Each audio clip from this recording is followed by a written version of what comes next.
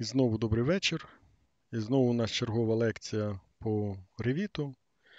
Ми продовжуємо вивчати сімейства, форму утворення, параметризацію. Минулу лекцію ми з вами вдосконалили столик. Ми його розібрали на складові, потім зібрали назад, зробили два таких різновиди, різносімейства цих столиків. І зараз ми продовжимо працювати із класичними сімействами. І сьогодні ми розглянемо масиви. Масиви в Revit тема досить цікава, вона часто використовується для різних побудов. Ну, наприклад, коли нам треба зробити якісь сходи, просту драбину, наприклад. Да? Зараз ми будемо робити з вами полочку із багатьма полочками, полочку з багатьма полочками. І тут треба нам буде використати масив, тобто буде умова змінна кількість цих полочок, і може бути змінна кількість на певний діапазон, тобто є крайня точка, кінцева точка, і між ними скільки там полочок. А може бути кількість полочок із певним кроком. Тобто ми задаємо перший елемент, другий елемент, кажемо, скільки він має повторюватися і з яким відповідно кроком. І в Revit є масиви лінійні, і є масиви радіальні, як колесом. Ми сьогодні будемо з вами розглядати масив лінійний. І давайте візьмемо за основу столик. Навіщо нам заново створювати сімейство, коли в нас вже є готове сімейство? Да? І це основний принцип Revit при створенні сімейств. Раніше, коли я вивчав Revit, принцип по створенню нових сімейств полягав наступним чином. Спершу дивимося в стандартну бібліотеку, якщо там нема нічого, відповідно, йдемо в інтернет. Дивимося в інтернеті, якщо ми нічого не знаходимо щось схоже на те, що нам треба, переробляємо це схоже і тільки потім робимо з нуля. У мене з часом принцип дещо змінився. Да? Я дивлюся у свою власну бібліотеку спершу, чи там нема нічого. Да? Потім дивлюся в своїй власній бібліотеці, чи нема нічого схожого, щоб переробити.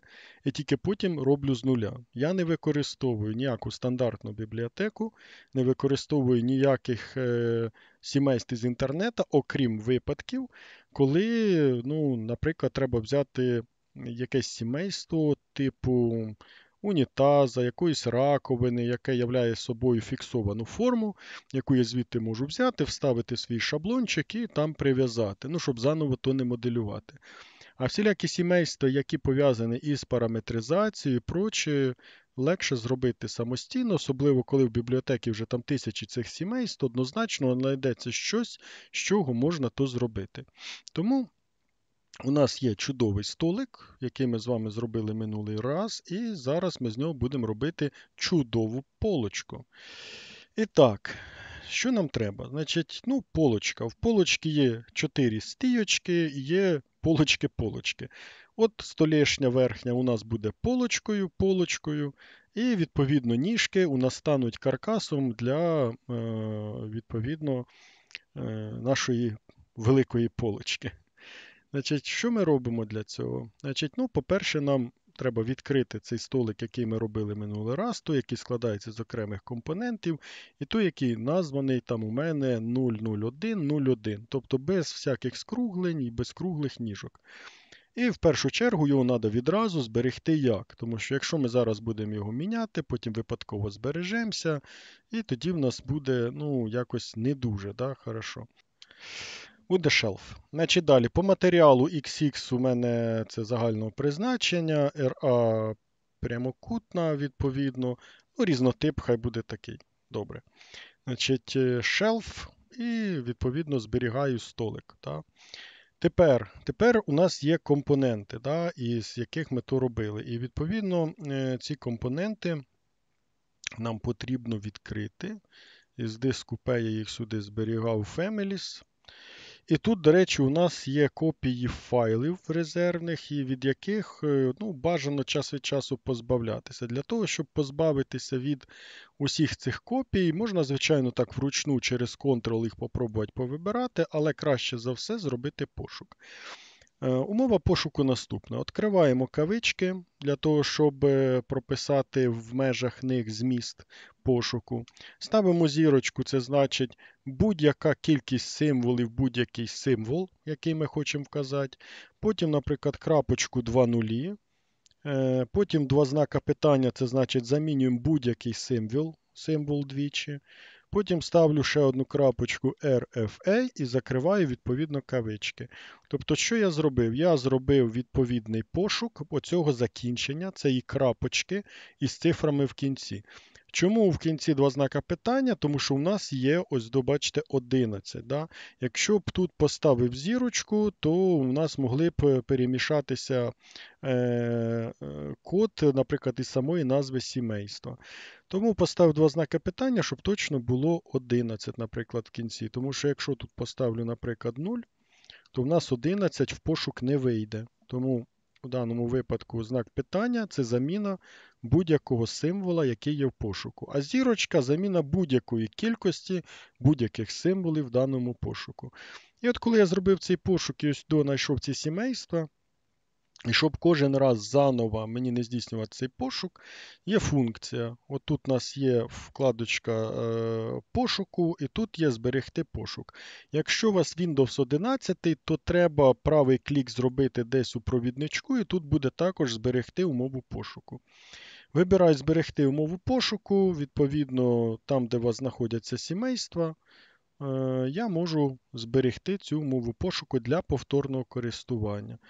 Тепер вибираю Ctrl-A всі оці копії сімейств, видаляю їх, повертаюся в корінь і дивіться, тобто жодної копії сімейства тут немає. Звичайно, якщо я зараз здійсню збереження, то у нас з'явиться копія уже полочки, і коли ми зайдемо повторно в цей набор пошуку, то тут ця копія полочки буде. Ну, досить зручно. Тобто, щоб вручну не вибирати, зробили такий собі універсальний пошук, і відповідно в межах цього пошуку ви можете вибрати необхідні вам файлики і видалити. Що робимо далі? Далі у нас є тут полочка диск, і з неї потрібно зробити, наприклад, назвемо її панель. Чому? Тому що у нас в даному випадку цей елемент буде не тільки використаний для самої полки, він може бути якоюсь боковинкою для шкафа, там, задньою частиною чи ще щось. Тому ми можемо зробити таку собі універсальну панель. Тому двічі натискаю на назві файлу, тобто як він там у вас названий у вигляді цей столішні. Вона, як бачите, у нас без закруглень. І тепер ми її також збережемо як. І також ми маємо дати її якусь певну назву. Да? Тобто, хоча ми могли б її використати, диск, це теж, це стіл більше, звісно. Так, і тут треба зробити таку назву, що це у нас якийсь там компонент, panel, точно panel. Назвемо panel. В даному випадку тут також прямокутний. В кінці там якісь цифри покажу. Ми так для себе там робимо якийсь порядок, щоб у нас були якісь певні відмінності. Значить, в типу розмірі, що нам треба зробити? У нас тут матеріал названий як стіл. Нам потрібно буде поміняти матеріал. Розміри у нас поки що лишаються ті самі. Єдине, що я б рекомендував би поміняти, це дату зворотню для того, щоб все ж таки розуміти, якої версії це сімейство, коли воно буде завантажене нам в основне сімейство, щоб можна було відрізнити ці версії. Все, більше нічого такого не роблю, тільки в матеріали йдемо. І в матеріалах нам необхідно поміняти матеріал. Значить, table нам треба видалити і, відповідно, перейменувати це в panel. Значить, пишу, що це panel. Є. Так, appearance. Цей бамбук темний я не чіпаю, хай такий матеріал остається. І дивимося так, назва є, нажимаємо зберегтися. І, відповідно, можемо вільно це сімейство поки що закрити. Чудово. Ті самі дії ми можемо зробити і з ніжками. Тобто, відкриваю ніжки. І мені, так, це кругла ніжка, мені треба прямокутна ніжка RA. І її також треба дещо переробити. Тобто, знову ж таки, параметри нас влаштовують, єдине, що назва не влаштовує. Так, а я дещо, мабуть, забув. Зараз повернуся до панельки. Мені здається, що я саму назву матеріалу не поміняв. Так, Desk Material. Треба поміняти на Panel Material. Так, Panel Material зробив. Більше наче нічого, ніде слово, типа Desk нема. Хорошо.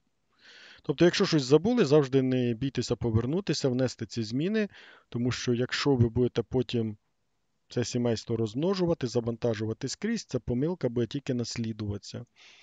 А наслідування помилки, це значить, потім все більше часу треба буде потратити, щоб її виправити. Далі, з цієї ніжки ми робимо назву матеріалу, що це фрейм якийсь буде, каркас.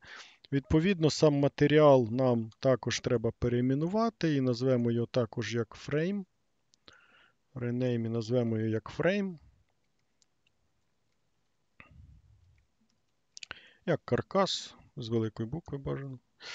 Як каркас, окей, окей. Так, що в нас тут? Матеріал переименований, параметри чудово. Тут тільки дату треба вставити версії. Все добре. І тепер дещо зроблю для зміни видимості. Необхідно height зробити дещо більшим.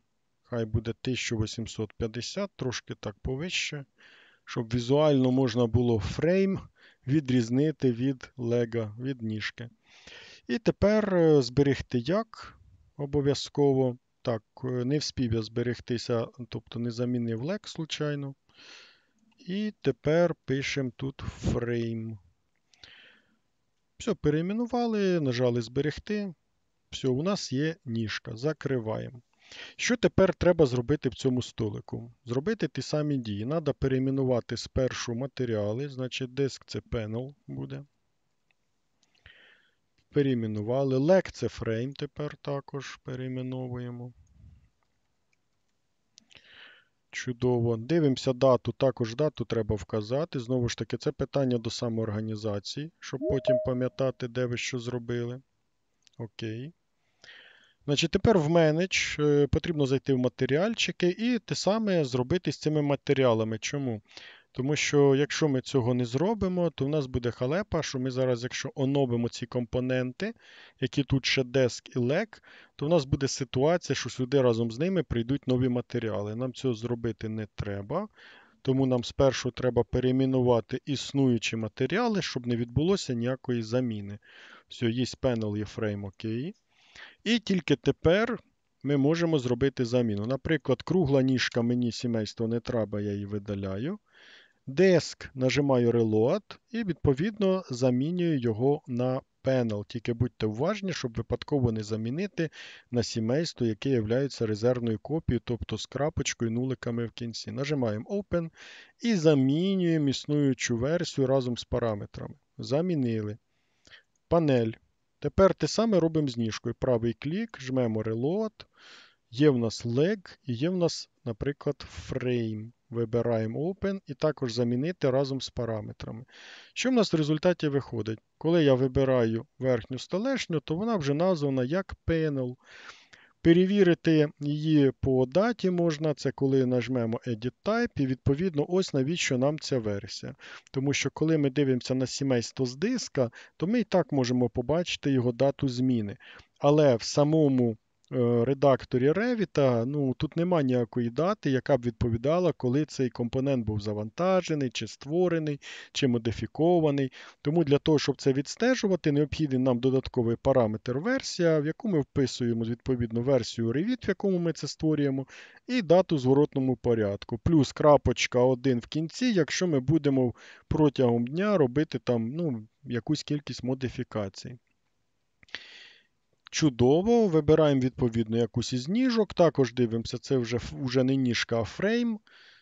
Перевіряємо, що у нас також дата відповідає сьогоднішня. Матеріальчик у нас на рівні екземпляра став відповідно frame material. Все чудово. Можемо тепер нашу полочку, таку прототип полочки зі столика можемо зберегти. Чудово. Що тепер? Тепер нам треба зробити декілька певно змін. Да? Значить, у нас є столик, відповідно, у нас зараз ніжки розміщені отак, можна сказати, по краєчку. Ну, може для полочки нормально, але ми на всякий випадок цей офсет зараз обнулим, поставимо його в 0 і треба відповідно перейменувати ще всі ці параметри, які в нас тут є. Значить, беремо знову ж таки параметри. Тут у нас leg type, це вже відповідно frame type, тобто тип відповідно каркасу. Да? Disk thickness це у нас уже panel thickness, тобто робимо перейменування. Ну, перейменувати, я думаю, завжди легше, чим створити щось заново. І пишемо так далі. Тут frame. Щоб зайвий раз не писати, можемо назву скопіювати і, відповідно, продовжити перейменування. Ctrl-C, Ctrl-V вам в допомогу. До речі, якщо ви копіюєте в буфер не одне значення, а декілька, то ви можете на клавіатурі нажати значок Windows, він внизу коло пробіла, і Windows V. Тоді у вас вилізе такий кліпборд. Можливо, тут буде запит включити багаторівневу вставку. Да? І таким чином всі копії, які ви зробите, вони будуть тут в вигляді списочка. Наприклад, тут мені треба оця назва, я її скопірував. І тепер, коли я нажму Windows V, то бачите, в мене є і frame, і є відповідно lig. Я можу frame взяти, pin зробити, на випадок того, що коли я захочу зробити Clear All, то очистка буде стосуватися тільки всіх елементів буфера, які не закріплені. Ну і можна відкріпити за потреби чи видалити. Тому дуже раджу користуватися таким багаторівневим буфером обміну, що дозволить вам все ж таки швидше заповнювати ті чи інші параметри. Зробили перейменування основних параметрів. По розмірам у нас все тут чудово. Йдемо вниз, дивимося, чи немає у нас більше ніяких параметрів, які потребують перейменування. Ну, начебто все. Чудово. Нажимаємо ОК. Тепер перейдемо, наприклад, на вигляд спереді, і можна сказати, ну, у нас полочка готова. Нам тільки потрібно змінити її висоту і розкидати самі полочки, які в нас тут мають бути. Ну, давайте прикинемо, що в нас висота хай буде там 1900, да, тобто від полу. Можемо зробити, звичайно, не таку широку полочку, яка вона є. Давайте зробимо її 600, хай буде на 400. І відповідно товщини каркасу ми змінимо, наприклад, хай буде там 40 на 60. Уберемо там рівно. І товщину полочку зробимо, хай там поки буде 20. І подивимося, що з цього вийде. Глянемо, що в нас відбувається в 3D, і бачимо, що у нас, ну, в принципі, вже якийсь там прототип наших полочок є. Нам тільки потрібно буде що зробити? Зробити масивчик цих полочок, які будуть там знизу до самого верха, у нас, відповідно, розкладатися. Да? І от якраз основна тема нашого уроку це масиви. Значить, що ми собі маємо до того, як побудувати масив, зробити? Ми маємо зрозуміти, чи буде в нас починатися ця полочка від самого низу, чи в нас буде з певним відступом для того, щоб у нас був якийсь простір. Тобто, щоб полочка стояла якби на якихось ніжках, і сама нижня полочка не була на самій підлозі. Ну, хоча там якийсь п'єдестальчик може бути, можуть бути такі полочки, що в самий низ. Ну, тобто, нам треба зробити тут опорну площинку, від якої ми будемо формувати наш масив. Тому беремо верхню опорну площинку, ну не саму верхню, а та, яка у нас відмічає товщину самої верхньої полочки. І беремо її, отак копіюємо на якусь відстань вниз, відповідно. І їй треба дати назву. У нас тут О, до речі, тут у нас назва Desk BM, тут уже в нас неправильно. Тут у нас буде Panel, хай буде Top, буде TP. Скопіруємо цю назву. І відповідно для нижньої опорної площинки зробимо назву Panel BM, хай буде, тобто Bottom, знизу. Тепер нам потрібно поставити від низу розмір відповідний, да, тобто, щоб у нас була якась фіксована відстань під полочку, яку ми тут розмістимо. І тепер треба сама полочка, яку потрібно взяти сюди, скопірувати і вставити. І також запараметризувати це зміщення. Значить, зміщення, вибираємо розмір, заходимо в створення параметру і задаємо назву. Хай буде там panel, відповідно offset, і відповідно назвемо BM, bottom, тобто знизу. Група параметрів Division Geometry, нажимаємо ОК. Зразу йдемо в типорозмірі і дивимося, де у нас розмістилося. Ну, треба трошечки вниз, під Panel Thickness. Тобто група параметрів, які відповідають за каркас, у нас нижче.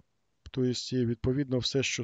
до речі, фрейм нам треба тоді опустити дещо нижче. Отак, а то якось некрасиво було. Отак краще. Видно, в столику у нас теж цей параметр висить вгорі. Я забув його поправити. Зразу собі запишемо, що тепер треба поправити столик і цей параметр перемістити, щоб було все гарно. Значить, Panel Thickness, Panel Offset Bottom у нас є, фрейми в нас є відповідно окремо. Супер. Тепер потрібно сюди закинути полочку. Вибираємо відповідно верхню полочку, беремо команду копіювати, пробуємо потягнути її відповідно сюди десь вниз. Що в нас каже? Вона в нас говорить, що дана полочка втратила асоціацію із своєю основою і ай-яй-яй.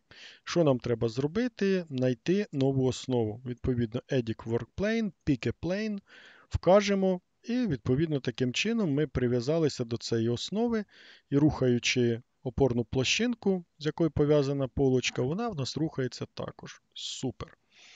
Що тепер? Тепер нам необхідно якимось чином зробити масив цих полочок, тобто з низу і відповідно догори, і на певну кількість, яка в нас має бути.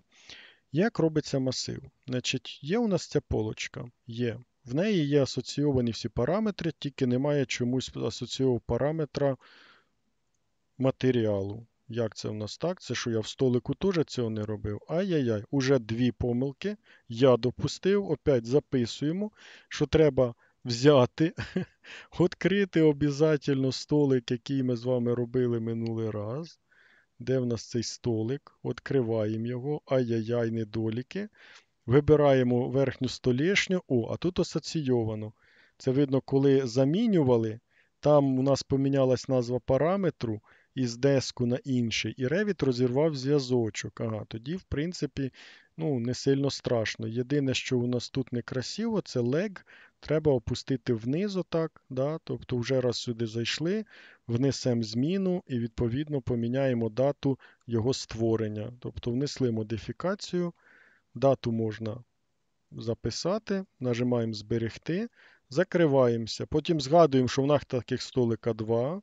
Є другий столик, відкриваємо цей другий столик із скругленими цими вуглами. І відповідно точно так же вносимо зміни, тобто leg здвигаємо вниз, вставляємо дату модифікації, перевіряємо, що у нас асоціація все ж таки є.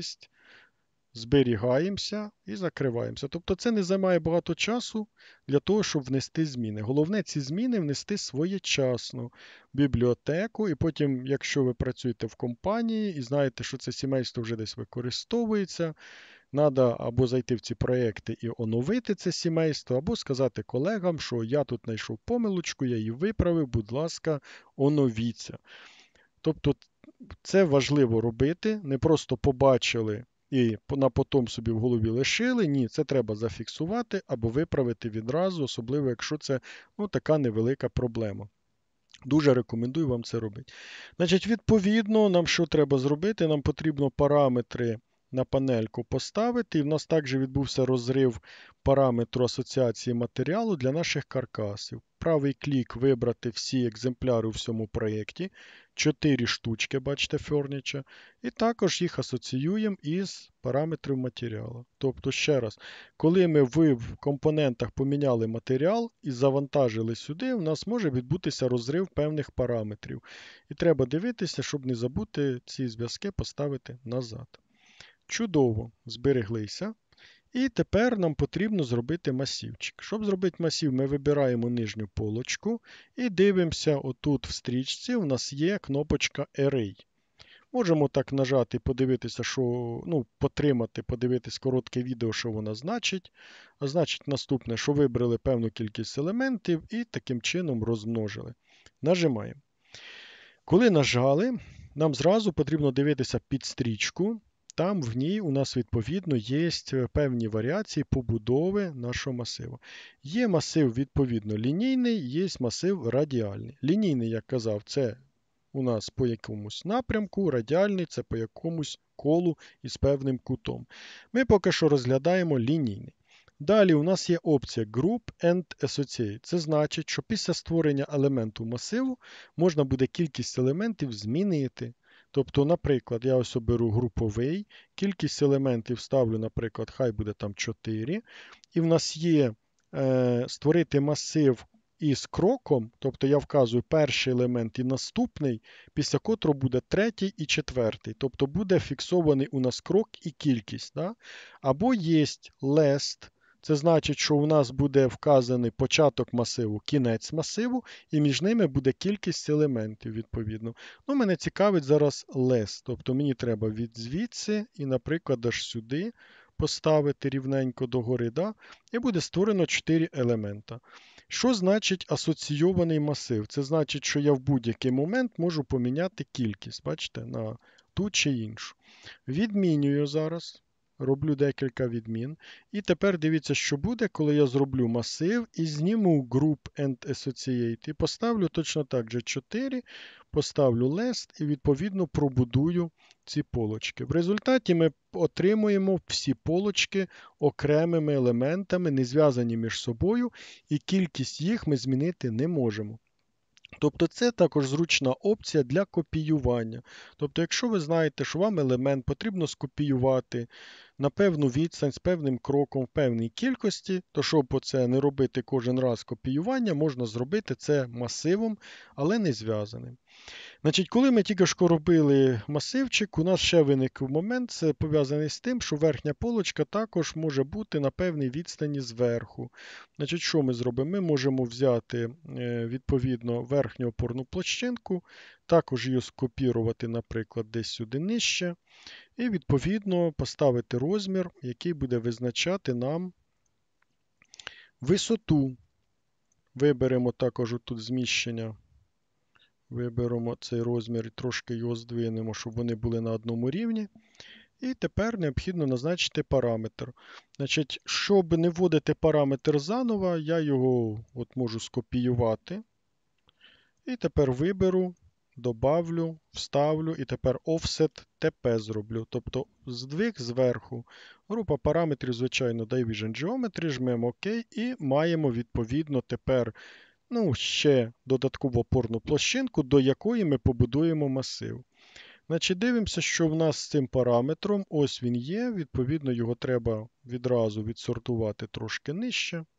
Чудово. І тепер робимо ще раз масив. Вибираємо полочку, нажимаємо масив, ставимо Group and Associate, ставимо, наприклад, 4 штучки, Last і вказуємо нижню опорну площинку, тянемо вертикально догори, вказуємо верхню опорну площинку. Ну і тут кількість можемо зараз змінювати на ту, яку нам треба. При тому зверніть увагу, що масив може бути два елемента, але не може бути один. І, відповідно, нам треба буде зробити такий собі маленький захист від дурня, як його називаю, який нам не дасть можливість зробити менше елементів, чим один. Значить, як нам запараметризувати ці елементи в масиві? Значить, у нас є елемент, який прив'язаний тут внизу. І коли ми рухаємо, бачите, то у нас весь масивчик, він також рухається. Тобто цей елемент прив'язувати не треба. А верхній потрібно вирівняти, тобто вирівняти із замочком. І таким чином, коли ми будемо зверху отак рухати, то ви побачите, що між цими двома опорними площинками кількість елементів у нас, відповідно, будуть змінюватися, коли ми будемо змінювати цей масив. Тобто вони будуть змінюватися пропорційно по кількості. Значить, як тепер вказати кількість елементів масиву? Коли ми вибираємо полочку, ми бачимо цей розмір із цифрою. Вибравши цей розмір, у нас буде доступна опція Label, який ми можемо назначити параметр. І тепер робимо що? Параметр Panel Count. Panel Count. І також його закидуємо в Division Geometry, відповідно, нажимаємо ОК. Тепер це вже як параметр, котрим ми можемо керувати із типу розмірів. От у нас є Panel Count. Можемо його отак також десь в самий низ закинути і перевірити його роботу. Що буде, коли у нас буде їх тут 3 штучки, є 3. Тепер Panel Offset, наприклад, зверху також можемо зробити 120. Масивчик працює. Наприклад, зробимо низ в 0. У нас масивчик не працює. Так, вертаємо на 120. Значить, треба зробити що? Закріпити все ж таки замочком. Закріпляємо, знов провіряємо. Ставимо 0, нажимаємо Apply. О, тепер вже все працює. Дивний Revit. Завжди треба його перепровіряти по багато-багато разів, тому що ніколи не знаємо, де він може нас підставити. Тому постійно перевіряйте параметри. І на всякий випадок тут залочимо, щоб у нас не було там якихось непередбачувальних випадків. Так, захист від дурня. Тобто, якщо ми тут поставимо 2, у нас буде все чудово. Якщо тут поставимо 1, у нас буде помилка. Відповідно, нам ця помилка не потрібна. Що ми робимо? Ми копіюємо назву параметра PanelCount, створюємо новий параметр. І в мене по моєму любимому стандарту назва параметрів для розрахунку решіточка. Length ні. У нас PanelCount це кількість, і відповідно це вже не length, а integer. І відповідно група параметрів хай буде ASA, тому що він не основний, він розрахунковий. Окей.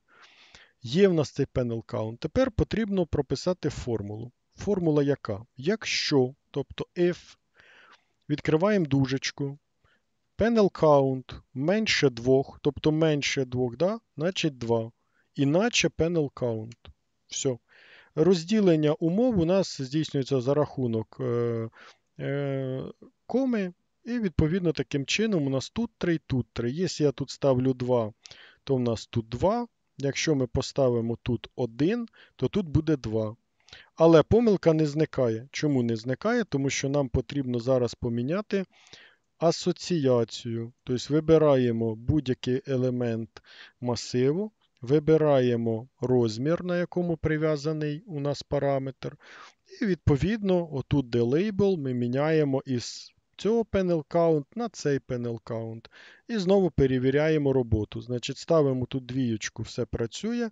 Ставимо одиничку, все працює, тому що внизу у нас умова зберігається двієчка. Такі способи захисту від дурня, вони у вас можуть бути в практиці дуже часто, тому що, таке, всі ми люди, всі ми можемо помилятися, і, відповідно, треба якимось чином так захищатися від помилочок. Значить, що нам ще потрібно зробити? Перейдемо в 3D і подивимося, як виглядає наша полочка в 3D. З виду, наче й непогано. Єдине, що мене насторожує, це оцей перетин. Тобто у нас полочка зараз чітко попадає нам в стійочку. І якось воно вже не дуже то гарно. Значить, треба що зробити? Треба зробити нову полочку, в якій зробити виріз, і в яку потрібно передати розміри каркасу. Тому робимо. Значить, що нам для цього треба? Нам потрібно взяти, відкрити полочку із диска. Не відкривайте полочку із сімейства. Тобто ви можете, звичайно, полочку і так відкрити. Ви можете її відредагувати, ви можете її завантажити нажат сімейства. Але якщо ви це зробите, то на диску змін не відбудеться, а в сімействі так. І тоді буде деяка проблема, тому що у вас в сімействі буде оновлене компонент сімейства, на диску не оновлений. Так зробить кожен, і відповідно в кожній окремій елементі мебелі може бути велика різниця, а назва компоненту може бути однакова. Тому цього робити не бажано взагалі. Завжди старайтеся відкривати полочку із диска як компонент. Якщо ми хочемо її модифікувати, то ми її збережемо як під іншим іменем. Тобто вона буде у нас, хай там уже буде тут у нас двійочка в кінці, да, з вирізами. Жмемо зберегти. І тепер перейдемо в план, і нам потрібно зробити зараз отут відповідні опорні площинки і параметри які у нас є в нашій елементі мебелі. Для того, щоб зекономити час, заново не розкладати опорні площини, зверніть увагу, що в основному сімействі у нас вже є оці опорні площинки, вже є параметри, які ними керують. І при тому є також параметри, які управляють зміщенням цього елементу каркасу. Давайте попробуємо зараз зробити офсет, ну хоча б на 50. І подивимося, чи цікавий буде варіант такої полочки. Ну, наче навіть цікавий. Може навіть така полочка бути, як варіант. Чому ні? Тому ми розуміємо, що нам треба буде робити цей виріз і, можливо, елементом пустотним, і нам тоді треба буде взяти не 4 опорні площинки, а всі 8, а також всі оці параметри, які є.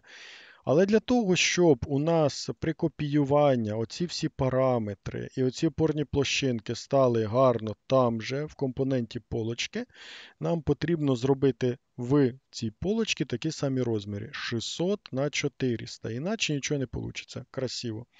Тому робимо відповідно тут 600 links, відповідно тут ставимо 400, тобто вирівнюємо ці розміри. Тільки після того, як ми вирівняли ці розміри, ми можемо взяти оці опорні площинки. Так, тільки лишнього нічого не треба брати, то я зараз можу взяти. Значить, нам потрібно взяти тільки оці опорні площинки і тільки оці розміри, які з ними пов'язані. Тобто нічого зайвого нам не треба. Є. І тепер нам потрібно це все діло скопіювати. Жмемо копірувати. Повертаємося в компонент полочки. Заходимо в Modify, Paste розкриваємо. І тут є Aligned to Current View. І в результаті в нас що? Магія. У нас вставляються всі опорні площинки. І в нас вставляються пов'язані з ними розмірами, а також сюди приходять параметри, які нам необхідні.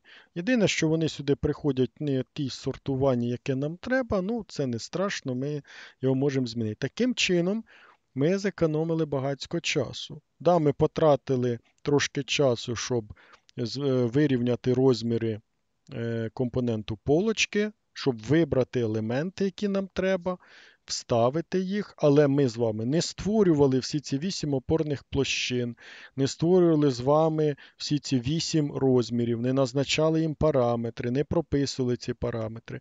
Тому Revit – це завжди про те, що ви маєте шукати способи для власної оптимізації часу. І якщо ви знаєте, де можна щось скопіювати готовеньке, то лучше взяти і скопіювати це готовеньке, чим заново все це розмічати і робити. Є, тобто ми вже таку розмітку зробили. Єдине, що треба подивитися, чи у нас передалися назви опорних площин.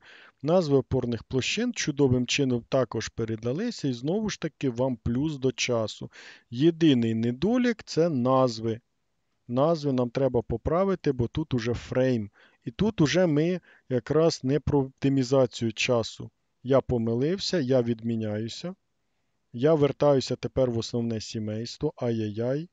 І тепер тут треба внести ці зміни, тому що якщо в іншому випадку мені прийдеться зробити зміни перейменування і в одному місці, і в іншому. І тут треба вже рахувати, що дешевше.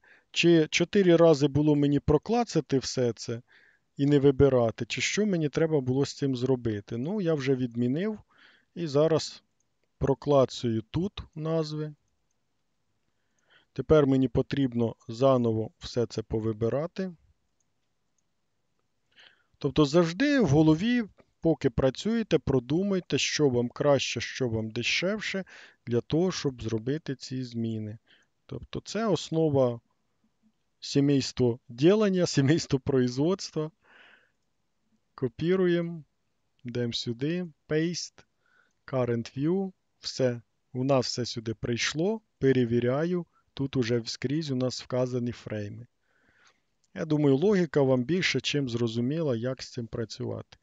Параметри сюди також прийшли. Не забуваємо цей один параметр туди, другий параметр сюди. Все, тут все панелічки, тут все красиво, чудовим чином. Тепер що нам лишилося? Нам потрібно поробити вирізи. Вирізи ми будемо робити за рахунок пустотних форм. Але, знову ж таки, з моєї практики, можна зразу будувати пустотні форми, вони автоматично вам тут вирахуються, якби добре. Але коли вони автоматично вирахуються, от дивіться до прикладу, я беру пустотну форму, беру її, створюю цю пустотну форму, завершую контур. І у мене тут ця форма є. Да? Тобто перейду в 3D, подивлюся, от в мене ця форма є. Да? Якщо я потягну донизу, то зразу відбувається вирахування.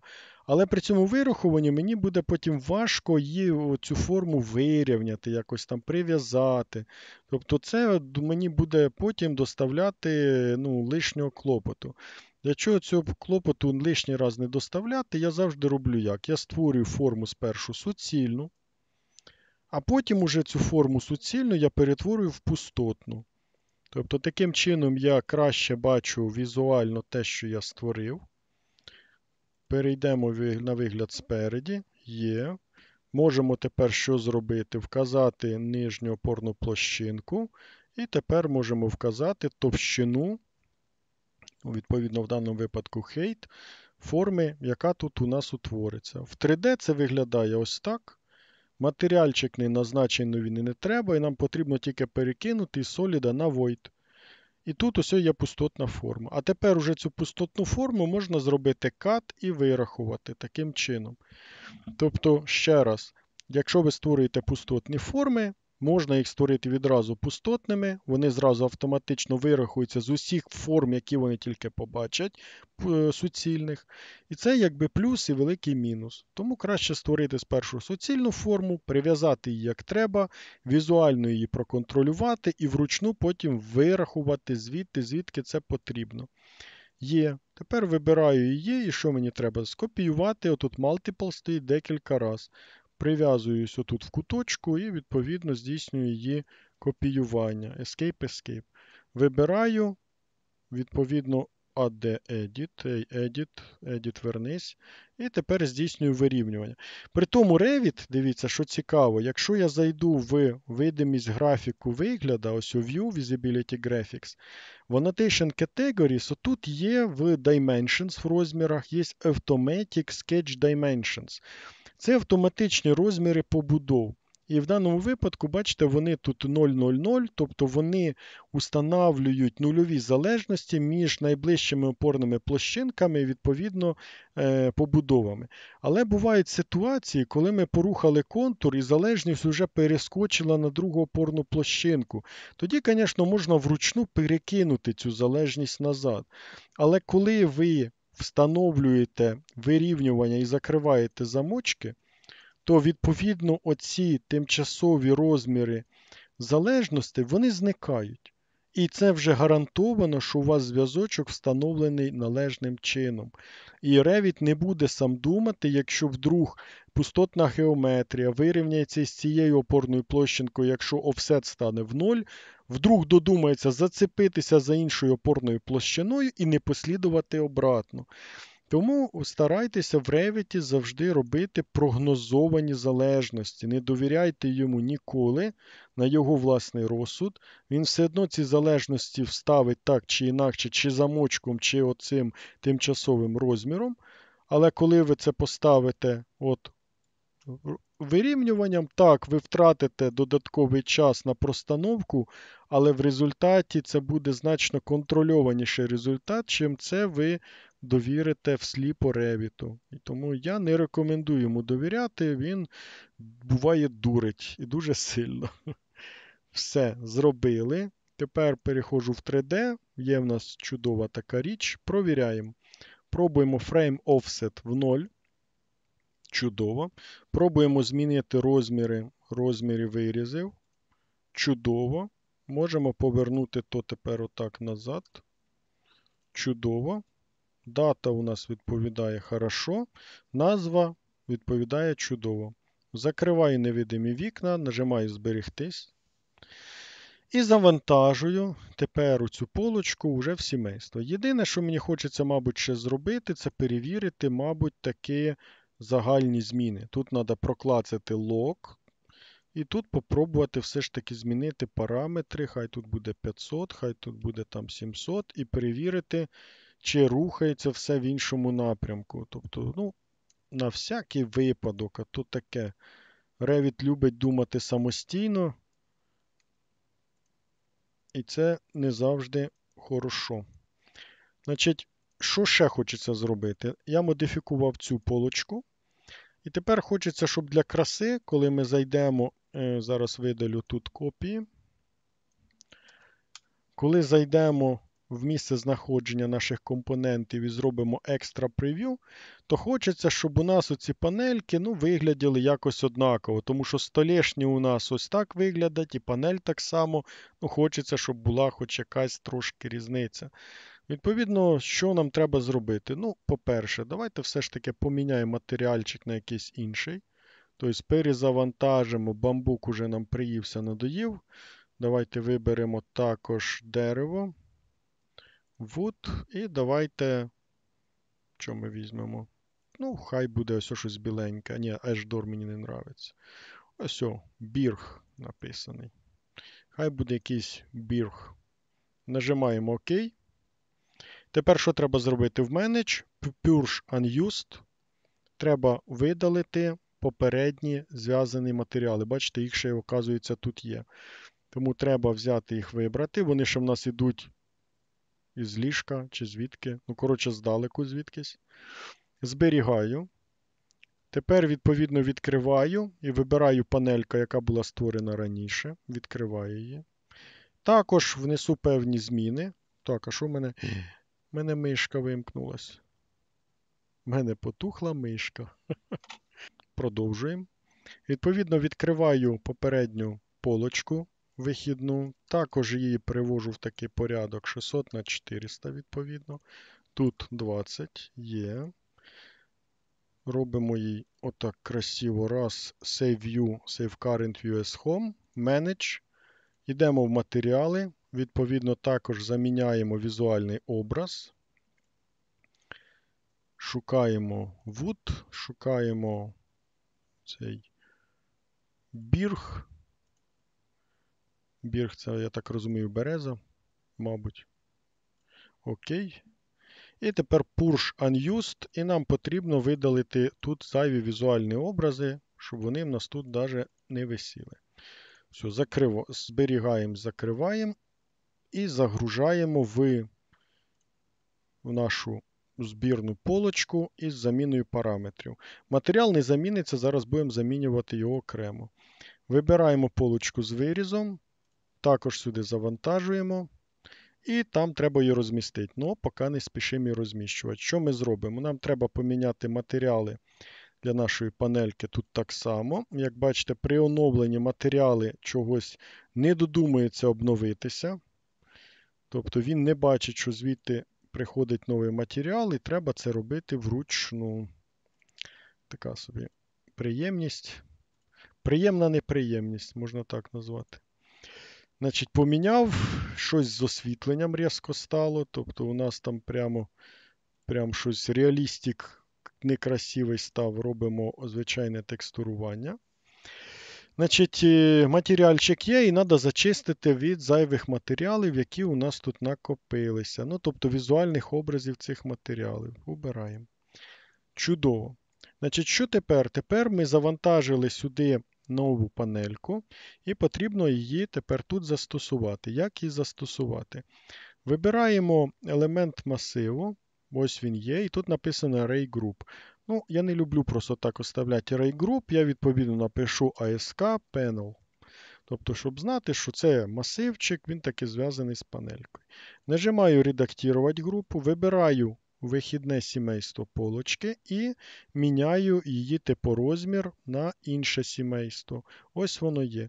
І відповідно, що у нас тут? У нас тут є зв'язані осталися матеріали, асоційовані розміри. Єдине, чого немає, це не передані параметри, пов'язані з каркасом. Передаємо frame width, має бути відповідати frame width, окей. Frame depth має відповідати frame depth, frame offset має відповідати frame offset, окей. Все, більше тут нічого такого нема, тиснемо ОК. Бачимо, що у нас відбулося вирівнювання, ОК. І що тепер у всіх окремих полочках масиву застосувалася компонент полочка із вирізами. Провіряємо тепер роботу. Пробуємо робити офсет, наприклад, ставимо в 0. І бачимо, що в нас відбулися от такі зміни. Ну, ще можна поміняти нам матеріал каркасу. Хоча він, в принципі, красивий, можна і не міняти.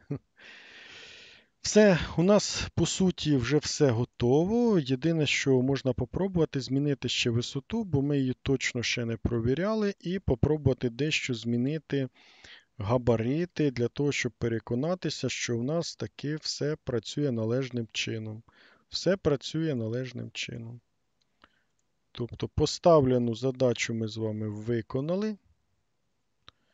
Тиснемо ОК. Переходимо в прев'ю. Тут щось полетів візуальний образ, як некрасиво. Жмемо так, правий клік, Save View, правий клік, Save View as Current Home. Все, закриваємо невидимі вікна, зберігаємо нашу зібрану полочку до кучі. Що лишається? Лишається створити, знову ж таки, файл проєкту, завантажити туди цю полочку, тому що бувають чудесні випадки, коли Revit у нас робить всілякі такі радості, коли в сімействі ніби все працює, а в проєкті розвалюється. І навпаки, в сімействі не працює, а в проєкті працює. Зараз я роблю перемички, і я просто радуюся із цих всіх приколів, які буває дає Revit. Тому обов'язково створюємо новий проєктик, завантажуємо туди нашу цю вже меблюшечку, пробуємо створити новий типорозмір, пробуємо щось там позмінювати і будемо тоді переконані, що в нас все гарно. Тому завжди вділяйте час на тестування. Перебирайте кожнісінький параметр, який у вас є, для того, щоб бути таки абсолютно переконаними, що у вас все працює. Тестування – це основа розробки будь-яких компонентів в Revit. Беремо так, декілька їх розставляємо. Ідемо в 3D. Перемкнемося тут от в текстурований вигляд. І попробуємо зробити новий тип. Цей перейменуємо в 0.1. Зробимо дублювання, відповідно, в кінці хай буде 2. І тепер попробуємо змінити. Давайте зробимо, хай тут буде 500, відповідно, на 500 на 1800. І, відповідно, товщина панелі хай лишається. Зміщення знизу зверху можемо також дещо змінити. Тут хай буде 50, тут хай буде там приблизно 300. Відповідно, кількість елементів хай буде 6. Розміри каркасу попробуємо там 50 на 50 ввести. І зміщення також зробимо 50. Нажимаємо Apply, дивимося, що з цього вийде. Вийшла у нас от така полочка, значить навіть симпатична. Вибираємо будь-яку іншу і, відповідно, міняємо один тип на інший. Нічого не розвалилося. Для контроля можемо включити Hidden Line і, відповідно, подивитися, чи ніде у нас немає ніякої там колізії, чи в нас всі красиві там перетини, начебто все ми зробили красиво і коректно. Ну, загалом, в принципі, ми з вами розглянули основні можливості створення сімейств. Звичайно, ще є дуже багато цікавого. Це лише така вершинка створення, тому що у нас ще є сімейство деталізації, у нас ще є всілякі символи позначення, у нас є інші основи для сімейств на основі стіни, перекриття, стелі, криші, на основі лінії між рівнями. Тобто це ще дуже всього багато і нам потрібно буде ще з цим ознайомлюватися. Це сама первинна база, яку ви маєте знати для того, щоб створювати хоча б такі більш-менш простенькі сімейства в Revit. І наступна лекція у нас буде уже по адаптивним сімействам. І ми попробуємо на адаптивних сімействах створити таку саму полочку для порівняння, щоб ви могли оцінити переваги і недоліки одного методу використання редактора Revit і іншого. І там є свої приємності і абсолютні неприємності. Ну все, на цьому я з вами на сьогодні прощаюся. Всім чудових новорічних свят. У нас ще буде одна лекція перед Новим роком. Всім пока.